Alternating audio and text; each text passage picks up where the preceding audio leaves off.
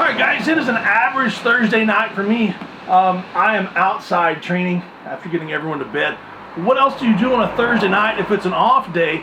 We get outside and do some training on the reverse hyper. Always ready for the next session, always ready for the next contest. It was brought to my attention that some of you guys have a contest coming up that has a killer medley in it. And I have no idea why someone would ask me for advice about a medley, because I'm one of those guys that always dies on every medley. But it looks like this medley is set up, it looks like this entire contest is set up based towards beginners and novices, and I think it looks like all the events that are being put together very well thought out, with weights that are very doable for athletes on all levels. So I don't know all the exact weights for the events, but it sounds like this medley is a carry, and a drag. So you'll be carrying down a duck walk implement, a handle with the weight kind of hangs down between your legs, so you kind of walk like a duck as you carry it from one place to the next. A sandbag carry, you pick it up from the ground and carry it back to where you just began the duck walk. And then from there, I believe it's a sled drag from there all the way back. Now, there are a lot of things about this that would scare me to death as far as any kind of medley design like this. But from the ideas of the weights, I think that would relieve a lot of stress and a lot of tension for me on this event. Now, you have to keep in mind that with any lift, exercise, strongman event that you're doing, it always comes down to at least one or three things. It's either mental, physical, or technical. So if you start looking at, what went wrong, now we're forecasting what could go wrong and how to prepare for it. It's either going to be mental, physical, or technical. So you always want to work on those three things in your training. Now the mental side of it, you kind of have to have an understanding that these events are going to hurt. The duck walk is probably going to rub along the inside of your thighs, and it's probably going to leave some bruises, and you're just going to have to accept that. The sandbag is going to be hard to pick up off the ground after you've carried the duck walk implement down. It's going to suck out all the oxygen and the hamstrings out of your body, carrying it back. You just have to accept that. The sled drag is going to burn your legs like crazy.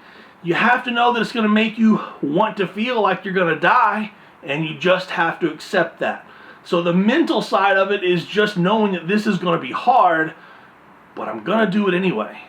Now the other two parts, and I think that's the brilliance about how this is put together, is physical and technical. Now the physical side often comes down to, are you strong enough to lift it? And I think most people are going to be strong enough to move all three implements without any issues. So if you're strong enough to do it, physically, it's going to come down to, are you in good enough shape to do it? And then I think the side of that kind of corners in with this is, technically, are you efficient enough at these exercises so that you can do them without being totally gassed? So incorporating the physical and the technical sides together, I think that's how I would design the training program. I think I would set up anything somewhere between 75 and 90% of the contest weights.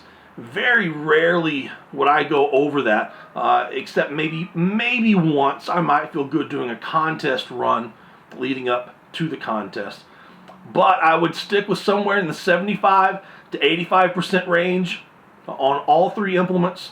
Contest distance is perfectly fine, and I would focus on doing 3 to 4 runs every training session that I'm scheduled to do this. So if I'm scheduled to do this once a week, I would make sure to do 4 runs, very light, very technical. Get everything on video. Count your steps that you're making from one end to the next. Make sure that you're not setting it down and wasting 5 seconds between setting the duck walk implement down and picking up the sandbag. Set the implement down, immediately turn, get your hands on the sandbag, and start going. Once again, you've already accepted that mentally this is going to be tough. So you just got to do it. Bring the sandbag back, drop it. Don't stand there and let all your air out and think for a second, and then look at the sled drag. grab the handle, step back, wait for all your friends to cheer you on. When you drop that sandbag, get on that sled and start pulling. I promise you, the longer that you wait, the worse it's gonna feel inside. If you just get on it and just go and go and go, you're not gonna die as much cardio-wise. I promise you that. You may think I'm crazy, but I promise you. Now, if you plan to do this kind of event twice a week, if it's something that you can do twice a week, then I would do it at least 2 runs earlier in the week and at least 2 runs later in the week. You can vary the percentages, 70, 75, 80, 85, somewhere around there. Always focusing on a little bit of cardio, foot speed, and technique. This is absolute skill.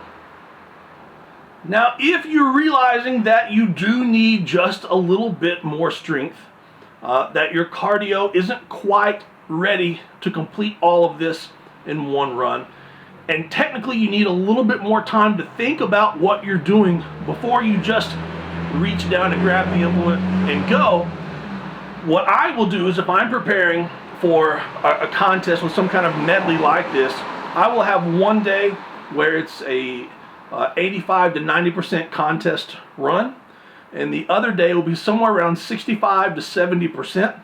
I will set each implement up, and I will move one implement every 45 seconds on the 45 seconds. Maybe the next week every minute on the minute. Maybe the week after that every 90 seconds on the 90 seconds, and the week after that maybe every 2 minutes on the 2 minutes. And honestly, the every 90 seconds to every 2 minutes is much more difficult than the every 45 seconds on the 45 seconds when you're looking at cardiovascular endurance. It gets the heart rate up and it keeps it up for a longer period of time, and it's very, very difficult. But it gives you more time to get to your next implement, to get set down, to think about what you have to do, and to make sure that you are set up correctly. And then once you are set up and that buzzer goes off, then you have to do everything absolutely perfect at full speed. It's another great way to train for this event without just beating yourself into the ground. So before I get back to doing my reverse hypers here on an average Thursday night, I just want to reinforce, everything comes down to being mentally, physically, or technically an issue. So you always have to address those 3 things. But remember, you don't always have to do the exact same thing in training to be successful on contest day. Hope this helps, guys, and I can't wait to see what you do. Have a good one.